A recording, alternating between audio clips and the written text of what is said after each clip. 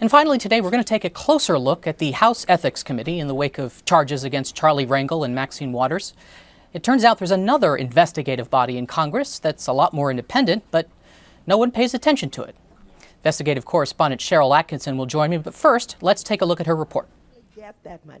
The ethics cases against Charles Rangel and Maxine Waters highlight an odd paradox that many other members of Congress do similar things but are not facing charges. That's Congressman Sam Graves introducing a witness at a hearing promoting renewable energy interests. Brooks, thanks for being here. Congressman Graves failed to mention that Brooks Hurst was an old friend. The congressman also left out that his own wife and Hurst invested money in the same Missouri fuel plants. Congressman Waters argues that is the same thing she's accused of, helping a good friend in his company where her spouse owned stock. Yet Waters is the only one facing an ethics trial. Then there is Congressman John Carter, criticizing Rangel for, among other things, failing to disclose income. These are all violations of the rules of the House. But listen to Carter just a few weeks later. I made an error on my House financial disclosure forms. That's right. He got caught just like Rangel, failing to report income, nearly $300,000 in profits from selling Exxon stock. But Carter isn't facing an ethics trial. When it comes to ethics, Congress largely polices itself. It set up two separate ethics bodies, but it turns out they almost always disagree. The House Ethics Committee is members of Congress judging their own. Too often, critics said, they made excuses for colleagues rather than holding them accountable. Watchdog Melanie Sloan heads up the Citizens for Responsibility and Ethics in Washington. The fact is, the Ethics Committee is renowned for not doing its job. It is the most toothless committee in Congress. It never goes after anybody and really exists just to give members a pass. Congress can say it cares about ethics by having an ethics committee, but the ethics committee never finds anybody did anything wrong. To fix it in 2007, Congress created an independent Office of Congressional Ethics, an even split of Democrats led by former Congressman David Skaggs of Colorado and Republicans led by former CIA Director Porter Goss.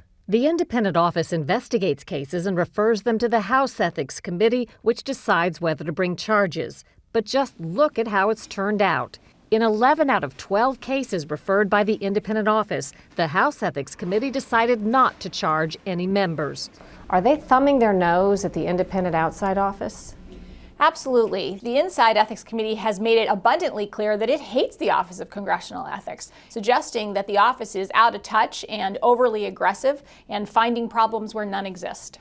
The independent office found evidence that Congresswoman Laura Richardson got preferential treatment on her foreclosed home.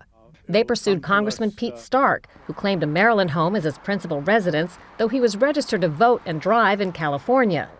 They went after 5 members, including Rangel, who took a Caribbean jaunt to St. Martin paid for by big corporations, which isn't allowed. They found evidence suggesting 2 congressmen gave millions of your tax dollars to companies to get campaign contributions. And they referred that conflict of interest case against Congressman Graves. Our next witness is Brooks Hurst. The members of Congress denied wrongdoing, and each time the House Ethics Committee, the congressional insiders, sided with them. Finally, there's Nathan Deal. The outside office found evidence he failed to disclose income and misused public resources, which he denied. Minutes before the House committee was to release its findings, Deal resigned to run for governor of Georgia. We want Deal! And the case was dropped. The independent office is looking at up to 42 unnamed members of Congress. If history is an indicator, the members have little to fear. If anyone should worry, it might be the independent office, which serves at the pleasure of Congress, those they investigate. Both Democrats and Republicans have said they want to dilute or eliminate the independent ethics office, but none would talk with us. Watchdogs are just horrified by this because the one good thing that's happened in congressional ethics in the past few years has been the creation of the Office of Congressional Ethics. Members of Congress are finally being held accountable for their misconduct, and that's a terrific thing, and I think it's something all Americans want to see. Sadly, all Americans except for other members of Congress. You think this time next year that office is all but gone? I think this time next year that office is all but gone. If it exists, it's just a shadow of it for its former self. Well, boy, that's a case of Congress protecting its own in this period of allegedly intense partisanship. Why do we hear so little about the Office of Congressional Ethics? I think the office stays relatively quiet. I asked both the House Ethics Committee and the independent office for interviews, and they really won't talk to the media. They don't really want to make their cases in public, so they kind of like fly below the radar. And in working on this story, I consulted with a lot of longtime Washington insiders, none of whom knew of the system where there's the outside independent office referring these cases to the inside office, which is pretty much just dismissing most of them. Kind of like the House impeachment and the Senate trial, but is it likely that by the end of the next congressional term, this independent office is not going to exist anymore? Pretty much everyone that I spoke to thinks that if it exists at all, it's not going to have any teeth.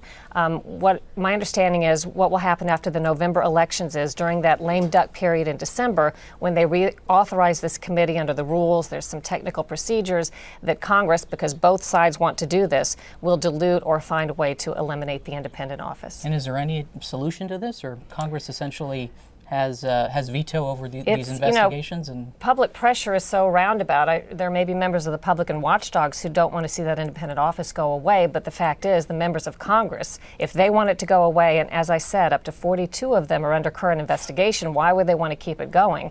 It's up to them whether to reauthorize the independent committee or not. Why would they? I didn't realize that. 42, 10%. Yeah. Everyone, that's pretty amazing. Thank you so much, Sharyl.